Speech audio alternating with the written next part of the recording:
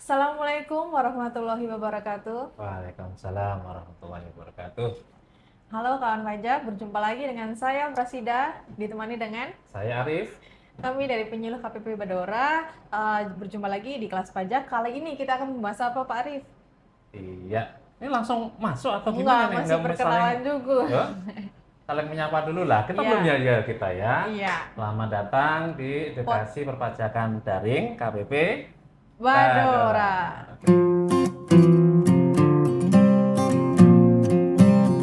Kita boleh ya pakai batasan khusus ya, Mas Irfan ya. Oke, Tidak ya boleh. lanjutkan silakan, Mbak Sida. Ini sudah minggu terakhir sebelum cuti lebaran ya. Iya, Dan juga hari-hari terakhir di bulan Ramadan ini. Semoga masih semangat para kawan pajak.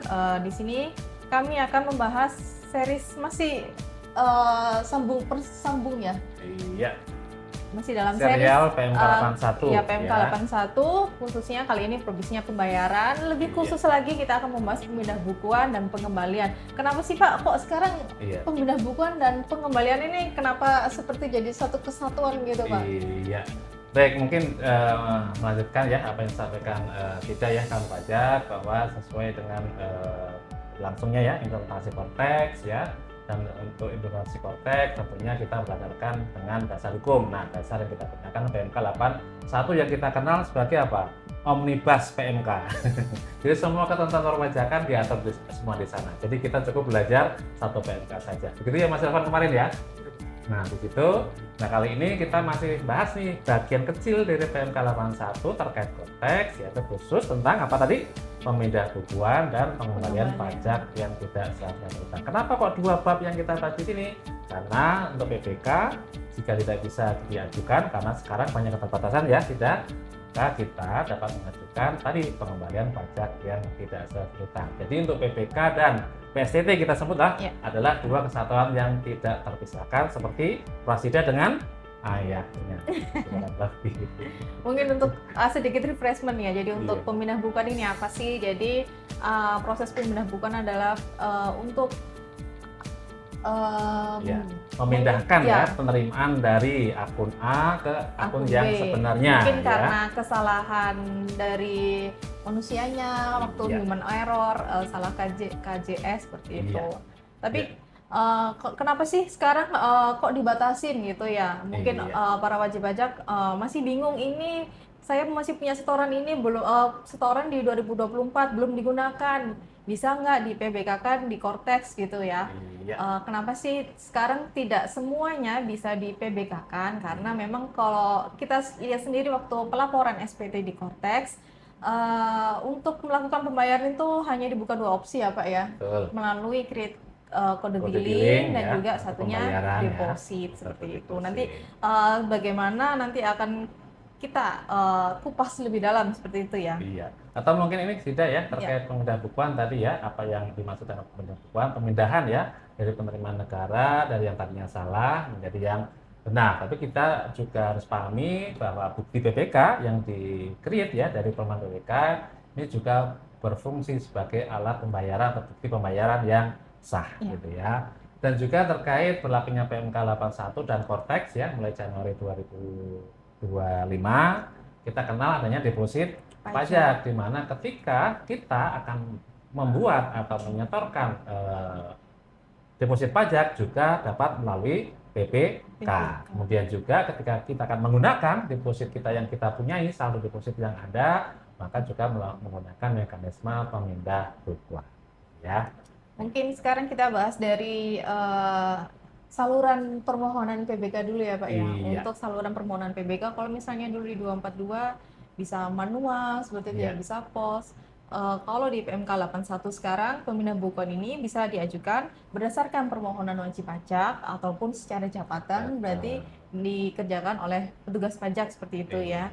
Dan dilaksanakan secara elektronik melalui Kortex seperti Jadi itu. nggak hanya permohonan pemindah bukuan ya, Sida dan rekan pajak, bahwa dalam pasal 4 PMK 81 2024 semua pelaksanaan hak dan kewajiban wajib pajak ya dilakukan melalui Kortex. Jadi sekarang makanya mohon maklum jika ada permohonan yang masih disubmit melalui TPT atau melalui pos, kita kembalikan secara defaultnya semua permohonan wajib pajak dapat dilakukan melalui Cortex kecuali jika ada kendala dan sejenisnya kurang lebih seperti itu. Kemudian kalau di PMK 81 ini tentang pemindahan bukuan terdapat lumayan banyak penyesuaian gitu ya Pak ya. Iya. Penyesuaiannya itu nambah, kurang atau gimana? Menambah yang tidak bisa di Oh, PPK menambah kan, yang tidak bisa di PPK dikurangin kan. yang bisa di Oke. PPK kan gitu. Oh, Jadi padahal kalau kita maunya nambah terus ya. Ini malah dikurangin ya. Tapi ada solusi tentunya ya. ya, Oke. kalau berdasarkan di PMK 81 yang bisa dilakukan pemindah bukuan ini ada 4 ya. Ini sangat berbeda 4 sekali. saja ya? Iya, sangat berbeda sekali dengan PMK 242 yang Aturan tidak sebelumnya. bisa yang tidak bisa di PPK-kan itu ada 3 poin. Tapi sekarang di PMK 81 yang bisa di PPK-kan hanya 4 yaitu atas deposit pajak, kemudian Sorry, satu-satu deposit pajak. Jadi gimana ceritanya? kalau misalnya Narasinya kita punya deposit, Iya. kita gunakan membayar jenis pajak tertentu, kita gunakan PPK. atau Tapi by system misalnya ya. ada WP kemarin melakukan deposit pajak tapi salah Pak kan Salah. deposit pajak KJS depannya 411618 tapi si WP ini setornya ke 411618 200 Oke. terus mau di PPK kan ke 411618 100 untuk deposit itu bisa Bisa. Jadi seperti itu. satu yang dapat dilakukan pemindahan bukuan adalah terkait deposit Iya. pajak. Yang kedua, Kemudian PPh atas penghasilan dari pengalihan hak atas tanah dan atau bangunan yang Oke. belum dilakukan penelitian penerbitan surat keterangan. oke, Itu. belum divalidasi maksudnya Iya, ya. betul. Jadi ketika ada subyek pajak kita menjual rumah misalnya atau tanah, ada SSP-nya. Tapi sepanjang belum dilakukan validasi, belum terbit surat keterangan, masih bisa di PPK. Ya. Kedua. Kemudian yang ketiga. Yang ketiga, penyetoran di muka atas biaya materai yang belum digunakan untuk Oke. menambah saldo deposit pada mesin teraan materai digital. Oke. Jadi deposit materai teraan yang belum digunakan lah intinya Iya. ya. Mungkin ada kesalahan dan seterusnya dapat dilakukan pemindahan bukuan. Kemudian yang terakhir katanya cuma 4 tadi ya. Ya, ini Oke. adalah poin terakhir yaitu jumlah pembayaran yang lebih besar daripada pajak yang terutang. Nah, ini perlu penjelasan nih Mbak Sida Iya. nih, karena banyak sekali nih kejadian-kejadian seperti ini yang terjadi di KWP Badora nih. Tapi untuk poin keempat ini sebenarnya KJS-nya dilimitasi ya untuk yang Dilimitasi. lebih besar daripada pajak yang terutang itu hanya untuk yang 411, 28, 514, 4 triple 128, 515, Catat nih ya. iya, 4 triple 128, 516 dan juga atas KJS 3XX gitu. Oke. Jadi yang depannya tidak ada limitasi Oke. KAP seperti itu. Ya. Namun kawan pajak secara eksplisit ya dan Mbak Sida ya di PMK 81 juga sudah dituangkan di sana ya terkait pembayaran apa saja yang tidak dapat dilakukan pemindahan bukuan. Apa saja di sana? Yang pertama adalah pembayaran SSP yang kedudukannya dipersamakan sebagai faktur pajak yang tidak dapat dikreditkan sesuai pasal 9 ayat 8 Undang-Undang PPN. Iya. Misalnya apa? Kita membayar SSP CLN. Ternyata PPN atau perolehan jasa tadi tidak digunakan dalam rangka kegiatan utama perusahaan atau Iya. PKP ya. Contohnya apa sih kegiatan utama? Yaitu yang mendukung satu produksi, kemudian distribusi, pemasaran, dan manajemen. Jadi ketika tidak dapat dikreditkan, tentunya tidak juga dapat dilakukan pemindah bukuan. Itu yang pertama. Ya, tapi untuk poin pertama ini dengan PMK 242 tidak berubah ya, memang berubah, masih sama iya, seperti itu. iya. Kemudian yang poin kedua yang tidak bisa dilakukan pemindah bukuan yaitu pembayaran atas atau untuk penyetoran biaya materai dalam rangka yang pertama pendistribusian materai elektronik kepada badan usaha yang bekerja sama dengan perum-peruri untuk melaksanakan pendistribusian materai elektronik dan yang poin kedua yaitu penjualan materai tempel yang dilakukan oleh PT Pos Indonesia Persero seperti itu. Iya, itu yang kedua ya. Ya. Kemudian yang ketiga, pembayaran yang tidak dapat dilakukan pemindah bukuan adalah terkait pembayaran pajak yang menggunakan kode billing yang diterbitkan oleh sistem di luar DJP. Jadi contohnya apa misalnya? Pembayaran PPN transaksi impor ada PIB gitu ya. Maka ketika ada kesalahan misalnya, ada kelebihan misalnya, maka tidak dapat dilakukan pemindah bukuan. Namun apa solusinya Mbak Sida sementara? kita spill di awal sebelum masuk bab berikutnya? Bisa dilakukan pengembalian pajak. Iya, maka wajib pajak dapat mengajukan permohonan tadi pengembalian pajak yang tidak Iya. seharusnya berubah. Kemudian poin keempat, yang tidak bisa dilakukan pemindah bukuan adalah pembayaran pajak yang dianggap sebagai penyampaian SPT masa. Ini untuk Nah, SPT ini yang paling 25 banyak masa. terjadi ya, Iya. pembayaran dianggap sebagai penyampaian massa ya. Tapi kalau yang penyampaian SPT masa ini yang pasal 25 kan Pak? Iya, Iya. karena SSP pasal Iya. 25 sekaligus juga sebagai SPT masanya. Selain pasal 25 adalah PPh final UMKM.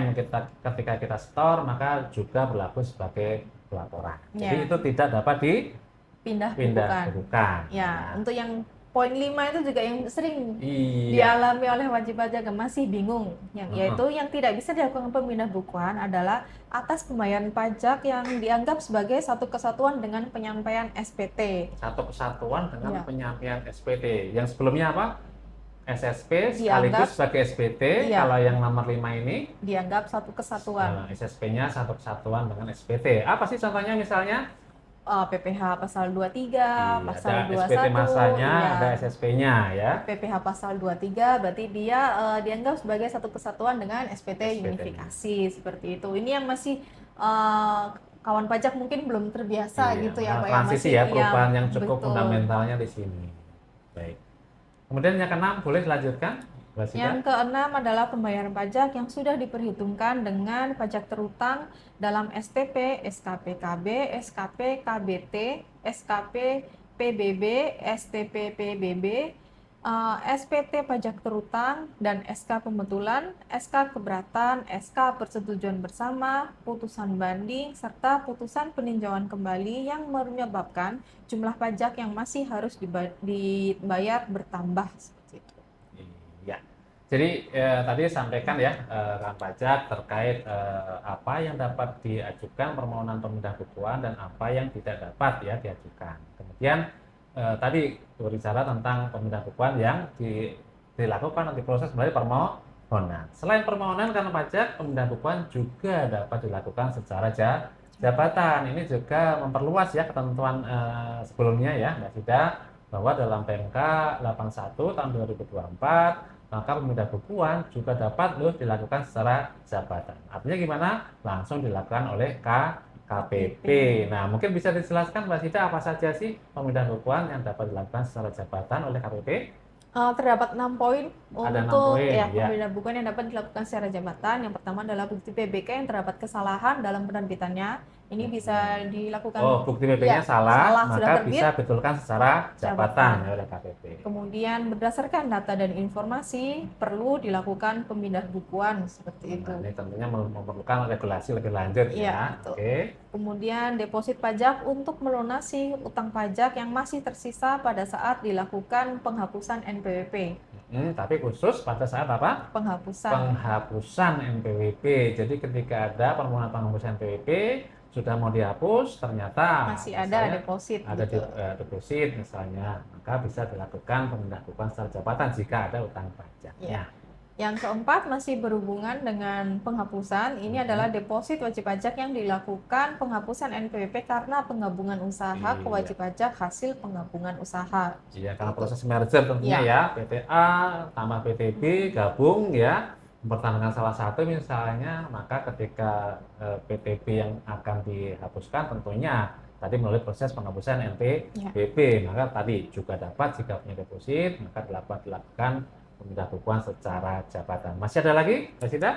Masih ada 2 poin lagi. Oke, apa itu? Selanjutnya adalah pembayaran dan atau penyetoran pajak yang terdapat perbaikan data penerimaan dari DJPB. Oke, ya. Jadi yang salah adalah rekan kita ya, Ya. dari Direktorat Jenderal Perbendaharaan. Perbendaharaan. Oke. Kemudian yang terakhir adalah pembayaran dan atau penyetoran pajak sebagai tindak lanjut atas pelaksanaan penyitaan oleh jurusita.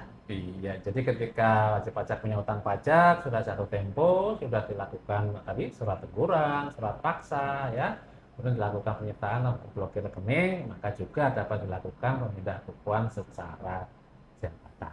Nah, ini saya rasa gambaran secara umum kan pajak tentang pemindahan bukuan tadi ya, secara ketentuan, definisi dan seterusnya adalah sama. Yang sedikit berbeda di sini satu adalah terkait apa? Saluran penyampaian permohonan yang sekarang full menggunakan apa? Cortex. Cortex. Kemudian terkait poin-poin apa saja sih, SSP apa saja sih yang dapat diajukan dan tidak dapat diajukan PBK, tadi juga sudah dijelaskan. Dan terakhir tadi juga dapat dilakukan PBK secara jabatan ya dengan kondisi-kondisi tertentu. Nah sekarang pertanyaan nih Mbak Sida, tadi ada restriksi nih ketika ada SSP berlaku juga sebagai SPT misalnya.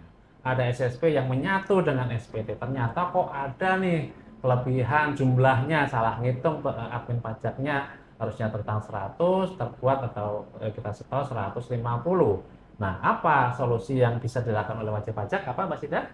Atas setoran ya Oke. yang tidak dapat dilakukan pemindahan bukuan Iya. berdasarkan PMK 81, kawan pajak nggak perlu bingung, nggak perlu marah gitu ya. Jangan sampai marah. Minimal nanya lah ke Iya, Sida nanti ya di helpdesk kita ya. tenang saja atas setoran-setoran tersebut nanti bisa diajukan permohonan pengembalian pajak yang seharusnya tidak berhutang. Iya. Gitu. Sebenarnya untuk menu PBK dan juga menu pengembalian pajak ini di mana sih? Di Cortex. Nanti Iya. kawan pajak bisa melihat di bagian pembayaran untuk Oke. PBK. Ini untuk PBK ya, Iya. diulangi pelan-pelan nih Mbak Sida Kalau bagi untuk kawan pajak PBK, belum pernah ya, masuk di menu pembayaran, portal wajib pajak ya. dulu, terus perlu impersonate apa enggak? Impersonate tetap impersonate, ya. kemudian masuk ke menu pembayaran, ada formulir pemindah bukuan. Yang perlu dicatat nih Iya. Pak, kalau melakukan pemindah bukuan, dipastikan pada saat kita klik pemindah bukuan ini si saldo atau setoran yang ingin kita pindah bukukan itu sudah muncul di Cortex. Kalau misalnya nggak muncul dan sudah dipastikan sebelumnya bahwa termasuk nih yang boleh di-PBK-kan menurut PMK 81, maka boleh menghubungi helpdesk KPP terdaftar. Atau kalau terdaftarnya di Bandora, maka silakan hubungi tim helpdesk Bandora untuk membantu memunculkan si setoran ini di Cortex. Kita push ya. Ya betul, agar dapat ditarik dan dilakukan pemindah bukuan. Begitu juga kalau misalnya apa mau di-spill sekarang Pak yang untuk pengembalian pengembalian. Nanti kita bahas dulu dong biar ini ya dari awal kita bisa sampaikan. Baik, nah sekarang kita lanjut nih Mbak Sida nih. Tadi sudah kita bahas ya proses pemindah bukuan. Sekarang kita lanjutkan ya. Ketika tidak dapat diajukan pemindah bukuan, maka solusi alternatifnya maka kita bisa mengajukan permohonan pengembalian pajak yang tidak seharusnya terutang. Nah, terkait tadi kita sikat aja nih berikutnya apa? Pengembalian PSTT ya. Apa Mas Elvan? PSTT ya, pengembalian pajak yang seharusnya tidak terutang ya. Ini mungkin dasar atau poin apa saja sih Mbak Sida yang dapat diproses dengan PSTT ini? Kok ini sepertinya bertambah ya daripada PMK 187. Oh, diperluas skopnya ya. Kalau dulu PMK 187 antara 3 atau 4 poin yang bisa di pengembalian pajak yang seharusnya tidak terutang. Di PMK 81 ini terdapat 5 poin untuk ruang lingkup pengembaliannya. Yang pertama adalah terdapat pembayaran pajak yang bukan merupakan objek pajak terutang atau yang seharusnya tidak terutang. Iya. Jadi langsung saja mungkin barangkali ceritanya seperti apa tuh kayak gitu misalnya terdapat pembayaran yang lebih besar dari jumlah pajak yang terutang tadi ya, menyetor SSP pasal 21 misalnya terdapat kelebihan, maka tidak dapat diajukan PBK tapi dapat diajukan permohonan PSTT. Terus apalagi ada transaksi yang dibatalkan misalnya, transaksi dibatalkan sudah terlanjur misalnya kita buat bukti potongnya misalnya untuk pemberian jasa, maka solusi penyelesaiannya juga mengajukan permohonan pengembalian pajak yang tidak seharusnya terutang. Kemudian misalnya ada yang pajak yang tidak seharusnya terutang, ini kita proses kemarin ya, kemudian wajib pajak terlanjur menyetorkan, maka juga solusinya dengan permohonan pengembalian pajak yang tidak seharusnya terutang. Apalagi Mbak Sida? Kemudian ada pembayaran PPh yang bersifat final atas penghasilan dari usaha yang diterima atau diperoleh wajib pajak yang memiliki peredaran bruto tertentu. UMKM ya. Kemudian selanjutnya adalah penyetoran di muka atas biaya materai yang belum digunakan dan atau masih tersisa. Kemudian yang terakhir adalah pembayaran pajak dalam rangka pelunasan sesuai pasal 44B UU KUP. Iya, ketika ada penyidikan ya, kemudian wajib pajak akan menggunakan penyelesaian secara administrasi ya, kemudian ternyata sudah menyetor nih pokok kerugian negara plus sanksi kenaikan mau sekali, 3 kali atau 4 kali, ternyata tidak disetujui, maka dapat dimintakan kembali melalui permohonan PSTT. Ya. Ini yang baru poin 1 nih Mbak Sida ya, terkait apa saja atau objek yang dapat diajukan pengembalian pajak yang seharusnya terutang.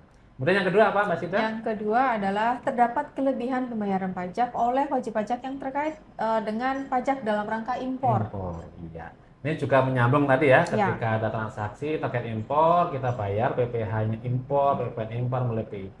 Jika ada kelebihan, maka tadi solusinya adalah kita bisa mengajukan permohonan pajak yang tidak seharusnya terhutang. Oke, berikutnya apa, Mbak Sida? kemudian yang ketiga juga perlu mungkin dipelajari oleh wajib pajak ya, untuk Iya, diperhatikan lagi bahwa terdapat kesalahan pemotongan atau pemungutan yang mengakibatkan pajak yang dipotong atau dipungut lebih besar daripada pajak yang seharusnya dipotong atau dipungut, seperti itu.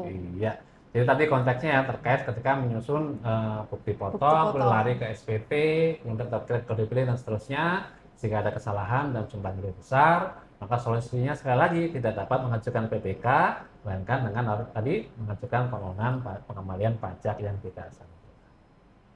Ini kalau wajib pajak kan biasanya banyak tuh Pak yang Hmm. dalam berjalannya waktu tiba-tiba bukti Hmm. potongnya direvisi atau Iya, dibatalkan seperti itu. Ini oke. kalau misalnya dulu kan memang bisa dilakukan PBK dengan melampirkan surat pernyataan dari yang lawan Tidak dipotongnya keberatan gitu. ya. Iya, tidak keberatan untuk dilakukan PBK. Sekarang sudah Sekarang tidak bisa lagi tidak dengan bisa, PPK. harus melakukan pengembalian pajak yang seharusnya tidak terhutang. Iya. Terus yang berikutnya apa, Mbak Sita, yang dapat Yang diajukan PSTT? keempat, Iya. terdapat kesalahan pemotongan atau pemungutan yang bukan merupakan objek pajak, kemudian objek pajak dan atau subjek pajak yang mendapatkan fasilitas perpajakan. Seperti itu. Iya, ini contohnya ada bukan objek, tapi terlanjur kita potong PPh pasal 23 misalnya, ya. Maka yang sudah dipotong tadi dapat dimintakan kembalian dengan PSTB. Kemudian misalnya ada transaksi yang mendapatkan fasilitas perpajakan misalnya untuk PPN ada fasilitas PPN yang harusnya dibebaskan, tapi Ya, terlanjur dibuat. dipungut. Ya. Seharusnya tidak dipungut, tapi terlanjur dibuat faktur pajak satu dan seterusnya. Maka penyelesaiannya adalah wajib pajak yang bersangkutan dapat mengajukan permohonan PSTT tadi. Ya.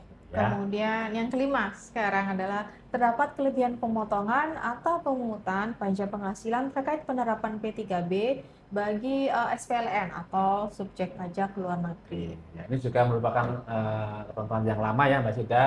Salah satu perlindungan kepada wajib pajak ketika kita bertransaksi dengan subjek pajak luar negeri dan terutang PPh pasal 26, maka supaya tarif P3B dapat diterapkan, maka diperlukan dokumen pendukung seperti apa? SKD, subjek pajak luar negeri seterusnya. Ya. Apabila dalam transaksi belum bisa didukung ya dengan dokumen yang dimaksud, maka wajib pajak harus memotong sesuai tarif normal PPh pasal 26. Berapa persen? Tarif pasal 26 kita 20. 20%. Dilala di kemudian hari SKD disusulkan ya. Maka harusnya tarifnya 10. Kemarin sudah terlanjur menyetor 20, maka yang 10 dapat wajib pajak ajukan ya pengembalian pajak yang tidak seharusnya terhutang. Nah, ini secara garis besar kan pajak ya, poin-poin apa saja ya dapat diajukan ya permohonan pengembalian pajak yang tidak seharusnya terhutang. Nah, mungkin sedikit teknis secara umum saja nih Mbak Sida, Ya. bisa disampaikan bagaimana Tata cara gitu ya. tata cara kita mengajukan PSTT tadi.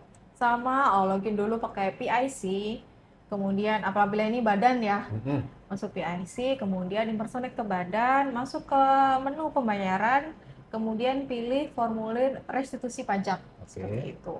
Kemudian WP mengisi formulir yang ada di situ, kemudian di situ juga sebenarnya diwajibkan untuk melampirkan gitu. Ini juga wajib pajak banyak yang bertanya, bertelepon seperti itu. Ini apa sih yang harus dilampirkan? Pada intinya yang dilampirkan adalah bukti pendukung gitu ya. Apa sih misalnya kesalahan bukti potong gitu, bukti potongnya diganti, maka silahkan dilampirkan bukti potong awal, kemudian penggantian atau pembatalannya, dan juga yang paling penting bukti pembayarannya atau NTPN-nya seperti itu. Iya. Mungkin sedikit perbedaan Mbak Sida dengan tema materi kita ya di serial sebelumnya terkait tema 81 juga terkait tadi ya pengembalian pendahuluan ya untuk pengembalian percepat sebagian ketika sudah ada data sistem dikerjakan secara otomatis ya oleh Cortex. Namun dalam hal ini untuk pengembalian pajak yang tidak secara terhutang ini tetap ya kita lakukan penelitian ya oleh penyuluh ya yang ada di KPP. Nah, produknya apa sih Mbak Sida ketika wajib pajak mengajukan pengenalan pajak yang tidak seharusnya terutang? Jadi setelah dilakukan penelitian, apabila oleh peneliti diterima gitu ya Iya. dan memenuhi Maunya terima syarat, apa enggak? terima. Gitulah, gitu harus bilang dong terima gitu ya Mas Evan ya. Maka akan Jangan menolak diterbitkan terus kan maksudnya kan Mas Evan?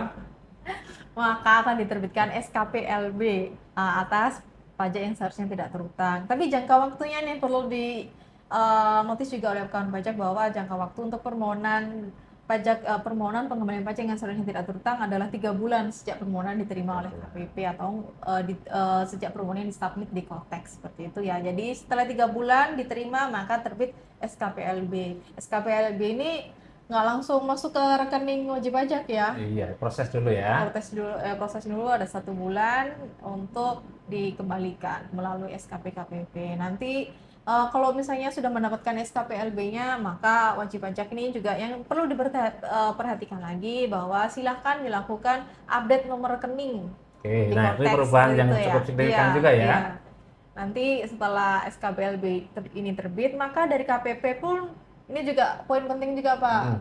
Dari KPP akan menerbitkan surat konfirmasi Oke. untuk apakah kelebihan ini akan dikompensasikan ke utang pajak lainnya Iya. atau ke deposit. Kalau misalnya wajib pajak, oh nggak mau, saya maunya ke rekening aja, maka tidak perlu dicentang si konfirmasi ini, tapi Oke. silahkan tetap dikirim gitu. Kalau misalnya wajib pajak nggak kirim surat konfirmasi, nggak kirim balik ke kita atau tidak apa ya Pak, melakukan konfirmasi, maka kita baru setelah 7 hari kita mengirimkan surat konfirmasi itu, baru kita bisa tindak lanjut ke pencairan seperti itu. Jadi semakin cepat wajib pajak melakukan konfirmasi di Kotex, maka kami dari petugas pajak juga akan semakin cepat melakukan pencairan gitu ya. Iya, jadi jangan lupa ketika mau menambahkan data rekening bank gimana langkah-langkahnya Mbak Sida mungkin bisa di spill di sini di Cortex.